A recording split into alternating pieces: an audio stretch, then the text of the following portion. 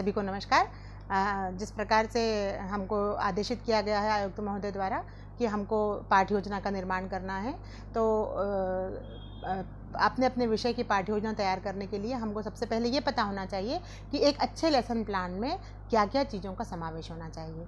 तो पहला बिंदु है इसमें कि जो हमारा लेसन प्लान बन रहा है वो चाइल्ड सेंटर्ड होना चाहिए, बाल केंद्रित होना चाहिए, क्योंकि हम बच्चों के बौद्धिक विकास में उसका प्रयोग करेंगे, इसीलिए वो पूरी तरह से बच्चों को लाभ पहुंचाए ऐसा होना चाहिए।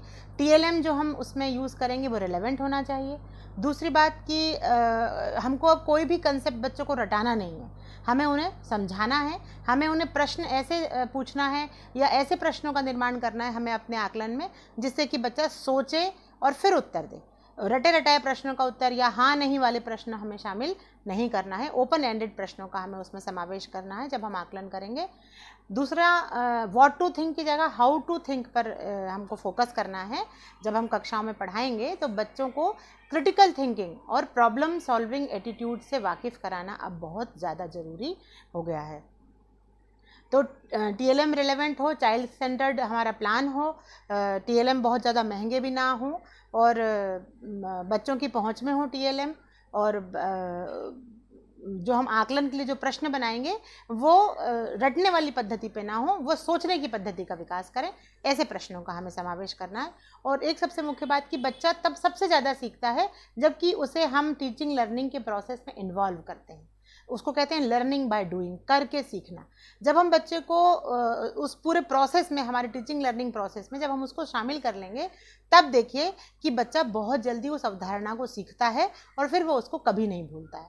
तो हमारे जो बुक में लेसन प्लान दिया हुआ है, और एक हमको ये ध्यान रखना है कि बच्चा सहज होकर आनंदमयी वातावरण में सीखे, वो कभी भी डरा हुआ ना हो, असहज महसूस ना करे, और जब भी हम उसे ग्रुप में काम करने के लिए देंगे तो वो सहज होकर के उस काम को करे और प्रेजेंटेशन निर्भीकता से कर पाए, जो भी वो सीख रहा है उसका वो प्रेजेंटेशन कर पाए, इसके लिए हमें अब बच्चों को तैयार करना है। तो जो हमारी ये टीचर हैंडबुक दी है, ये वाली हैंडबुक सभी के पास होगी, और इस पे आधारित हमको लेसन प्लान बनाने के लिए कहा गया है, जिसमें कि learning outcomes, learning indicators, pedagogy, अवधारणा, सभी चीज़ों का समावेश होना चाहिए। वो पूरा 9 बिंदु का एक लेसन प्लान है।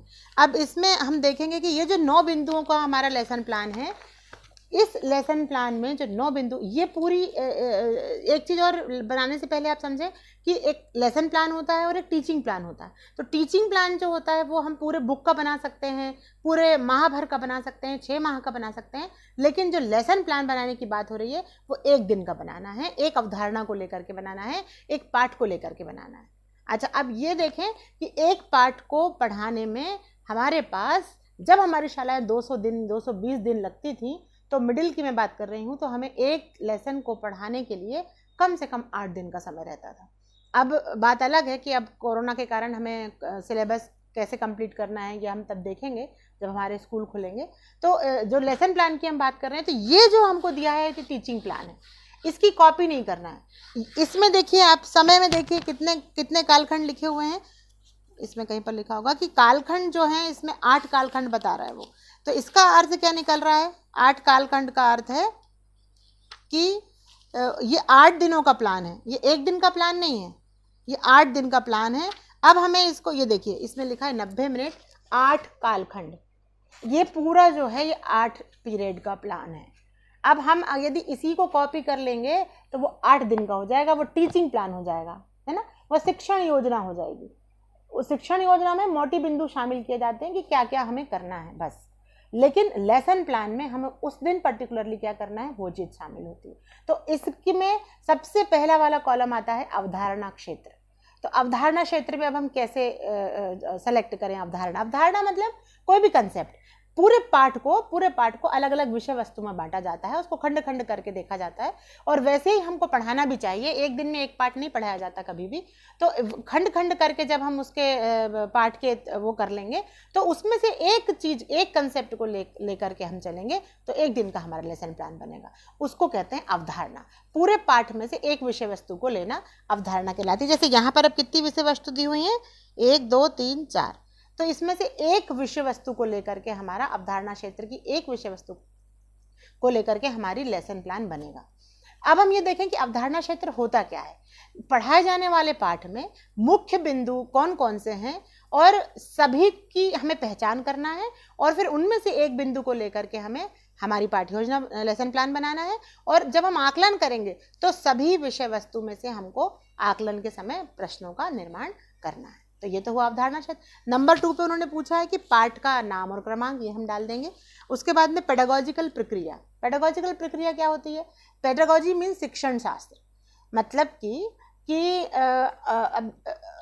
सभी बच्चे एक ही तरह से नहीं सीखते हैं, सबकी सीखने की गति अलग अलग होती है, सब अलग अलग तरीकों से सीखते हैं। तो वो हम हर बच्चे के लिए जो एक अलग पेडागोजी का निर्माण करेंगे उसको कहते हैं पेडागोजी।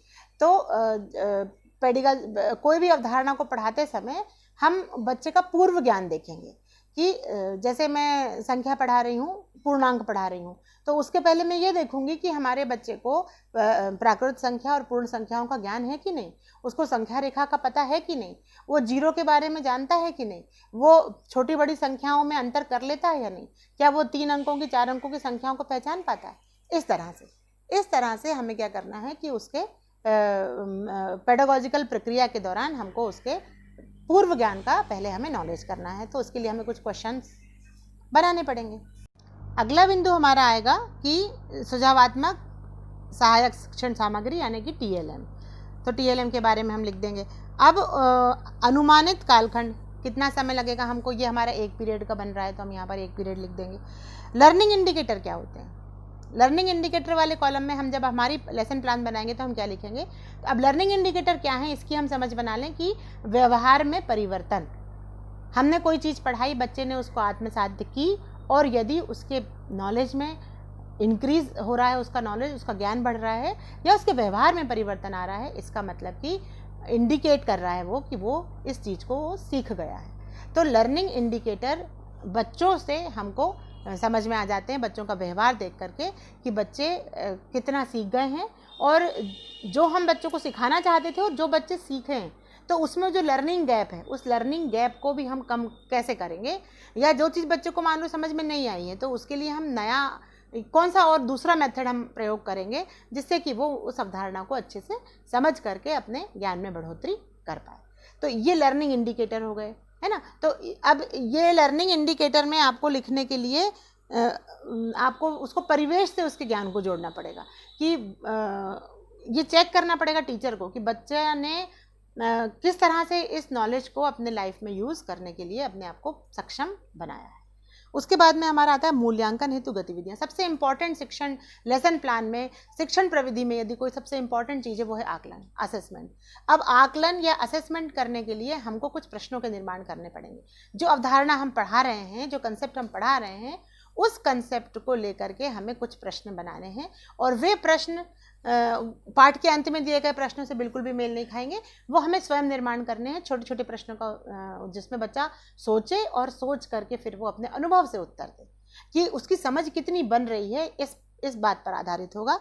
उसके बाद में आओ करके सीखें और घर घर में, खेल खेल में, तो इसमें भी यहाँ पर भी हमको उसको एक ऐसी एक्टिविटी देनी है, एक ऐसा गेम देना है जिसे वो अपने सहपाठी के साथ मिल करके और सहज रूप से खेल के अपनी समझ बना सके। और सबसे लास्ट का जो कॉलम है वो है लर्निंग आउटकम्स का कॉलम। अब इस लर्निंग आउटकम में हम क्या लिखेंगे? तो लर्निंग आउटकम में ये बात सभी से कहना चाहती हूँ कि लर्निंग आउटकम हम सभी को जानना बहुत ज़रूरी है। हमारे विषय में कितने लर्निंग आउटकम है टोटल इस साल के लिए, हर विषय में कितने लर्निंग आउटकम है, ये इस बुक में एंड में दिए हुए हैं।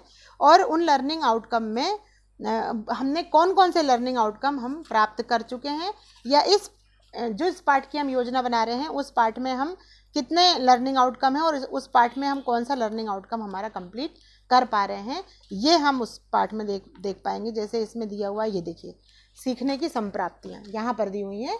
इसमें पूरी ये टोटल मैंने गिनी है, ये 18 है। क्लास 6 में मैथ्स की जो बुक है हमारी ये लर्निंग आउटकम वाली, इसमें 18 लर्निंग आउटकम्स हैं। अब पार्ट 1 जो मैं पढ़ा रही हूँ तो उसमें इनमें से कौन सा लर्निंग आउटकम वहाँ पर लागू हो रहा है, और उसको पार्ट को पढ़ाने के बाद वो लर्निंग आउटकम बच्चे को आना चाहिए। लर्निंग आउटकम सीखने के प्रतिफल को कहते हैं कि सीखने के बाद बच्चा को क्या उसका आउटकम हुआ। हम जो उसको दे रहे हैं वो इनपुट है, और जब बच्चे को कोई चीज़ आ रही है, समझ में आ रही है, और वो अपने ज्ञान का प्रयोग अपने अपने जीवन कौशल में, अपने जीवन में कर पा रहा है, उस कौशल का प्रयोग, उस ज्ञान का प्रयोग, तो हम कहेंगे कि ये लर्निंग आउटकम है उसका। जैसे हमने उसको हिंदी में पर्यायवाची पढ़ा है, हमने उसको जल का पर्यायवाची पढ़ाया, उसने सीख लिया, याद कर लिया, उसने हमें लिख के भी बता दिया, तो ये हमारा ऑब्जेक्टिव पूरा हुआ। बच्चे का ऑब्जेक्टिव पूरा नहीं हुआ, ये हमारा ऑब्जेक्टिव पूरा हुआ कि हमें उसे ये चीज़ पढ़ानी थी, हमने पढ़ा दी, उसने लिख दी और बिना देख करके हमको लिख करके बता दी, ये हमारा ऑब्जेक्टिव पूरा हुआ। बच्चे का ऑब्जेक्टिव कब पूरा होगा? जबकि हम उसे एक पैराग्राफ लिखने को दें जल के ऊपर, और उसमें वो जल के पर्यायवाची का प्रयोग करना शुरू कर दे, या वो प्रयोग करे उसमें, तब हम मानेंगे कि लर्निंग आउटकम जो है वो बच्चा उस स्तर तक पहुंच गया है कि वो जो भी हमने उसको सिखाया है पर्यायवाची, अब वो उसको उसमें उपयोग करने लगा है। तो ये लर्निंग आउटकम है। अब हमको जो लेसन प्लान बनाना है उन्हीं 9 बिंदुओं पे बनाना है, और ये जो लेसन प्लान है ये टीचिंग प्लान है, लेसन प्लान नहीं है। हमें लेसन प्लान बनाना है और पर डे के हिसाब से एक एक अवधारणा को लेकर के बनाना है, क्योंकि हम यदि 4 दिन में या 5 दिन में हम अपना लेसन ख़त्म कर रहे हैं तो वो हमको हर एक अवधारणा के ऊपर बनाना पड़ेगा। तो इस बात का ध्यान में रख करके हम सभी लोग लेसन प्लान बनाएंगे। धन्यवाद।